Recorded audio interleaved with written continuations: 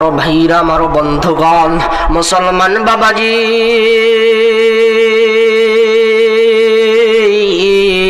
আসেন কুরআনকে মহব্বত করে, কুরআনকে ভালোবেসে আসেন, কুরআনের মাহফিলটাকে সাজাইয়া দেয়।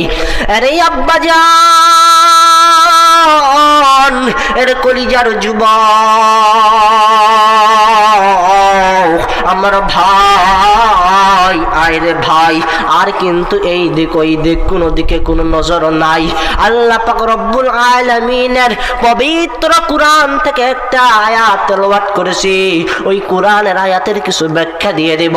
রাসূলুল্লাহ সাল্লাল্লাহু আলাইহি ওয়াসাল্লামের একটি হাদিস তেলাওয়াত করেছি, এই হাদিসের অনুবাদ করব। এ ভাই, এ মুরব্বী বাবা, আসেন আর এই দিক ওই দিক কোনো দিকে না, আসেন কুরআনের মাহফিলটাকে সাজাই দিয়ে যাই। রে আম্মা জান,